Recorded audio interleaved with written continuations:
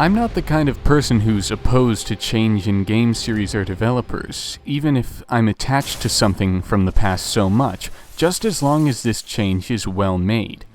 That way, if anything special is lost in the next iteration of a franchise, at least something else is found to take its place. And I'm not even attached to the Hitman series. My experience of it prior to the release of Hitman Absolution is nothing more than familiarizing myself with Blood Money for the sake of perspective before diving into Absolution for review. But what I can say for Hitman is that Blood Money is particularly great, and that the extensive changes to the way Hitman Absolution is supposed to play were not necessary. After all, the game is called Hitman, and it's no longer really about being a hitman. Even with this in mind, though, the potential for Absolution to be good still existed. The major change to the gameplay formula is that Absolution is, for the most part, no longer about planning and executing an assassination. Granted, there are some assassination missions, but they're spread thin and connected by a majority of stealth missions about getting from point A to point B while keeping out of sight. So maybe, even though it's an obviously stupid thing to have done with the series' identity, it could have been a good linear stealth game interspersed with occasional target hunting instead of a good assassination puzzler. But it isn't.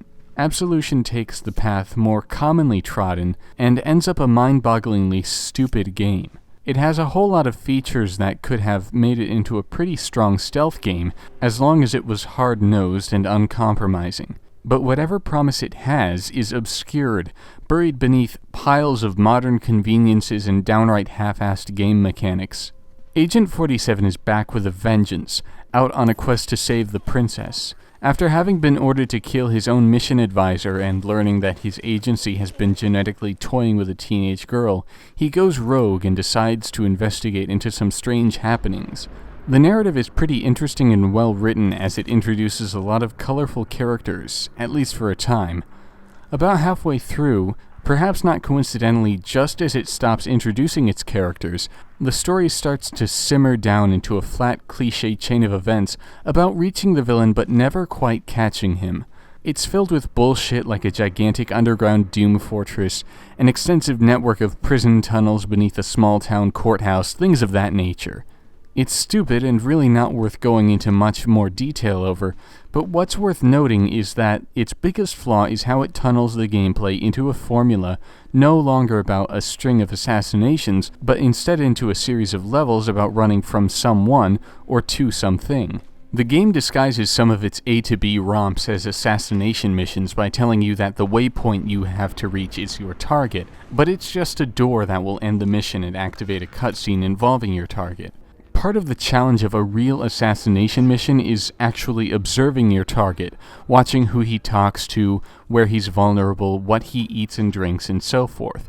In real assassination missions, which in Absolution are few and far between, you sneak around, hide bodies, and take disguises so you can observe and take down your quarry. In the game's regular stealth missions, you do hide bodies and take disguises, but since the missions aren't built around hitting someone in a miniature open world, all that matters is sneaking past enemies. A game that's based almost purely around Splinter Cell-like stealth requires a pretty extensive AI system, but IO Interactive have been historically pretty fucking terrible at AI. This wasn't so much of a problem in what I've played of Blood Money, since enemies all did their jobs properly and really only became noticeably moronic when I was doing something monumentally stupid myself. But Blood Money wasn't about cover and shadows. In Absolution, all the enemies are some jumbled mess of broken behaviors that lead them to become superhumanly observant or absolutely fucking dense in the oddest situations. The AI is at its most problematic when trying to detect you. Whether you are trying to run past without their noticing, maneuver from cover to cover, walk by in a disguise, hide in a concealed location, or whatever other strategy, there is always something that at the very least qualifies as a bit off with your enemies. Their entire detection system relies on a timer that varies depending on your stance and dress and their level of anxiety. It sounds like an effective way to deal with a pretty complex problem, but it's really just an incorrect oversimplification of that problem, especially when it comes to seeing through disguises. and it makes some exceedingly ridiculous strategies all the more viable, while vehemently punishing a lot of more reasonable strategies. For example, using cover is a panacea for all enemy detection, short of an enemy being on the same side of the cover as you and staring directly at you. There are plenty of occasions when enemies will perform searches that will show them peeking over your piece of cover, or even patrolling around it without noticing you at all, even though their animations clearly indicate that you're in their field of view. But this is all only when you're attached to cover. You can sit around a corner of a wall, snap to that cover, and stay hidden from just about anyone. You could be in the same position but not snap to cover, which would possibly make for a whole 3 inches of difference, and an enemy who even glimpses in your direction would start running his detection timer. The cover system also allows for some really uncanny maneuvers. Rolling from one piece of cover to another in plain sight, for example, will start an enemy's detection timer, but then the timer will run right back down immediately afterward like nothing suspicious ever happened. Conversely, the time-based detection system doesn't lend itself at all to the disguise system, and makes matters far less reasonable than they should be. Agent 47 must be a 100% accurate depiction of the Prophet Muhammad, because everyone who sees you gets pissy in a matter of seconds. Enemies can detect your disguise when you dress as their specific type, and they detect you regardless of how much you're covered. In the first mission, I subdued a fry cook in Chinatown and began walking around dressed as him, and I ended up being chased by another fry cook from the opposite side of the level just because she found my gallivanting suspicious in some way. Likewise, nearing the end of the game, I disguised myself as a SWAT-type fellow in a suit that showed no parts of my body other than my mouth and chin, and everyone around me saw through the masquerade almost immediately, including a civilian. It's possible to use your mana to cover your face for a limited time in the presence of any suspicious enemies, but it's used up so quickly for such a simple maneuver that, for the most part, shouldn't even be necessary. Hiding relies almost entirely on avoiding the enemy's detection timer, when it should rely on observation of your suspicious behavior. Some enemies, like ones who are actively searching for someone fitting a description of 47's facial features, would have an excuse to see through some disguises, but any more than that is pretty obvious overkill. IO have apparently announced that they will try to fix the AI's reaction time for disguises, which is punctual even on normal difficulty. But to fix it with any credibility rather than just alleviate a flaw, they would need to rewrite the system entirely to be based off judging behavior with just a little bit of timed release detection thrown in. The AI also has absolutely terrible problems understanding its own environment, and this issue ties in with the idea of modern conveniences I mentioned earlier. Standing nearby any enemy who holds any tactical importance in a stealth playthrough is some kind of completely empty storage container that you can use to store bodies or hide yourself. And really, these things are absolutely fucking everywhere. If you provoke anyone enough that he tries to follow or target you, all you need to do is get inside a bin or cabinet conveniently located just slightly outside his line of sight, even in a dead-end room, and you are completely safe. All you have to do is wait for enemy alertness to go down and then slide back out. And those are just problems with the stealth aspect of the game. If you are spotted by a lot of enemies, or if you just go in guns blazing, there are enough flaws with the AI and gunplay that you just might get the feeling that you're playing yet another shitty Kane and Lynch game disguised as a Hitman game. Perhaps the most entertaining thing about the enemy AI in firefights is that once they spot you, enemies will focus their fire on one area regardless of whether or not you are actually in that area. Other enemies will have you directly in their line of sight and actually aim away periodically, and others may be completely oblivious to the hail of bullets whizzing past them and go along their regular patrol pathing until personally provoked. Also, tangentially related, but just as problematic in a sense, is the hand-to-hand combat. Assuming you don't strike from behind, anything melee is a series of quick-time events that are harder than they have any right to be. They follow the movements of you and your opponent, jiggling across the entire screen, and each key prompt is dark gray, making it all hard to distinguish without quite a bit of experience. There's something wrong with the inventory system in Absolution too. The game gives you 7 slots for things you can hold in your hands, but each slot is for a specific type of weapon or other object, and while you don't often need more than one type of pistol or rifle, the specific slots mean that you can't pick up extra items that would be useful for distracting enemies. Once you pick up something throwable like a knife, a bust, or a vase, you can't pick up something else that's throwable without first putting that down or throwing it. And considering all the miscellaneous shit lying around the levels, the objects you can pick up and throw as a distraction or a silent kill are fairly rare and extremely arbitrary. Moreover, you can holster anything, and while this isn't an especial drawback, it does take away from that little bit of depth and authenticity that came with the fact that you couldn't carry a sniper rifle around with you in plain sight in Blood Money. And even though the levels are often actually physically connected to each other, every time you start the next level, you lose what you had and begin with nothing but 2 silenced handguns and a fiber wire. Even with all its design flaws that lead to the occasional unfair disadvantage though, Absolution still tries really hard to baby you. I've already mentioned the surplus of invulnerable hiding spots, but that's really just the beginning. Along with the ability to hide your identity for a short time, your mana can activate actual cheats. Fortunately, these can at least be turned off in an options menu, but the fact that they are in the game at all is just absurd. The cheats let you see enemies and their paths through walls, and this is already in a third-person game with a mini-map. All of what I've described so far applies to the linear stealth levels that make up the majority of the campaign, but the campaign does have its small share of actual assassination missions. The assassinations actually range in quality from okay to good, and make up the campaign's one real redeeming quality. In each situation, you find yourself in a small sandbox level with a few targets on your objectives list, and you need to take them down by whatever means you can conjure.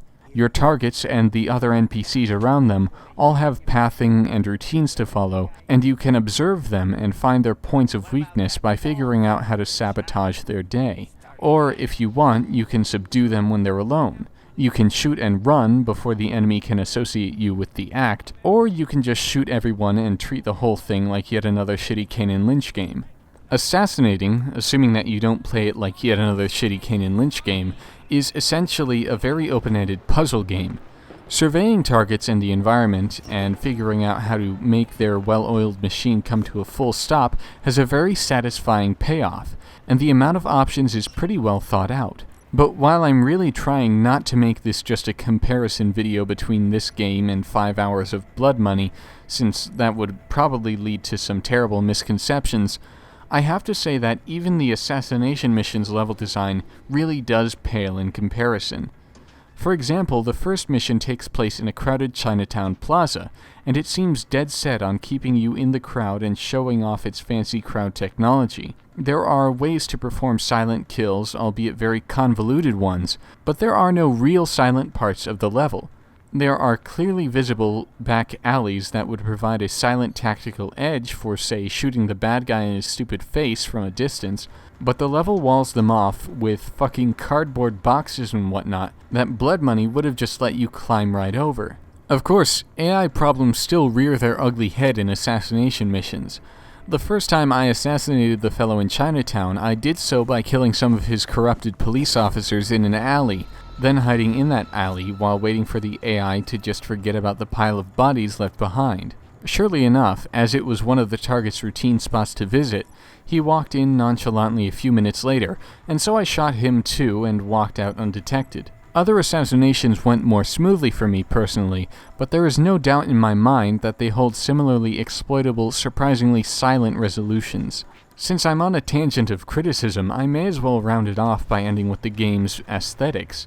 The visuals are great, and the environments are varied, though nothing really stands out enough for me to devote much time to the positives, but the game has a notably fucking awful bloom effect. It's not quite on the same level as Syndicate, but I'd argue that it's worse from a gameplay perspective because at least Syndicate was brightly colored. In Hitman Absolution, the environments are often dark, and the extreme glare radiating from a knife or a somewhat shiny outfit feels like it covers the entire screen and makes things harder to see. The game's attitude towards sex is also terribly obnoxious. I think it wants to be edgy or mature, but it really just seems like it's trying to fit as many tits as it can into an M rating. I guess that assassinating a lady while she showers in the first mission is okay, but the game playing clips of the shower scene in the main menu and flashbacks throughout the campaign seems more than a little exploitative. A level may as well be set in a strip club, but the fact that you can assassinate the proprietor while he receives a lap dance every 5 to 10 minutes is pretty ridiculous. I about lost my shit when the game introduced hot lesbian assassins dressed in tight leather nun habits who had no significance in the game and who just dropped like flies. I'm not against games having sexual content, but the way Absolution features it is just stupid, and there isn't even a single cock in the game to help balance things out. Aside from its campaign, Hitman Absolutions offers up Contracts mode, which allows you to turn any level from the storyline into an assassination mission. It's the game's clearly better half, but not quite by so much. It features a pretty sizable amount of community-designed challenges already, and quite a few of them are pretty fun. It also has a money system that draws from your score, which bases itself on how many of the challenge's objectives you accomplish and how quickly you escape after assassination. Some games of Contracts that I've played have been pretty creative and tense, but the mode overall is pretty lackluster. To begin with, a lot of the levels that the mode co-opts into assassination missions weren't built with assassination in mind. Most of the storyline follows linear stealth segments with no actual assassination targets, so most of your movement in these is in one direction without nearly as much exploration as there should be. The targets are also mostly lots of goons with very little special to their AI, so there isn't much to observe about their behavior comparative to the campaign's real targets who eat, talk, use objects in the environment, and show unconventional weaknesses. Once you've killed one bodyguard or police officer in a level, you've just about killed all of them. Still, there are some people who make for slightly interesting targets in each level, but the fact that there's only a few can hinder the lasting appeal of Contracts. Why play more than one contract set in a hotel when you can play just one that has you kill a guard, a guest, and the receptionist, which is about as exciting as it can get? Hitman Absolution made the wrong decision to change into a stealth game, something that it wasn't familiar with. It's not an inherently bad idea, but stealth relies on elements that, in my experience, IO Interactive have never proven themselves competent with. Most of the game is an idiotic mess, and because of the problematic features introduced to try to give more life to the stealth mechanics along with all the shitty modern conveniences, even the game at its best is pretty lackluster. Contracts mode is a fairly novel idea with an acceptable execution, but it feels like a replacement for the campaign, and it doesn't compare to what could have become of the game if its developers had just decided to make a fully fledged campaign about assassinating people. So much potential and content is still missed out on. Without Contracts, it's a pretty poor game, and with Contracts, it's just a fairly sad one.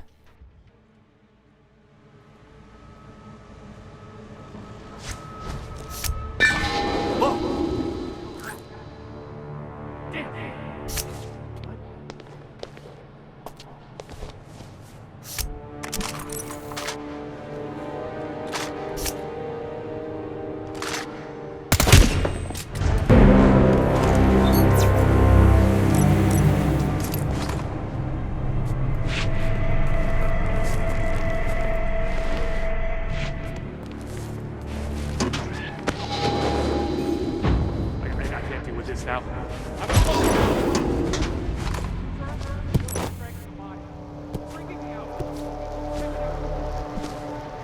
I just saw him over there!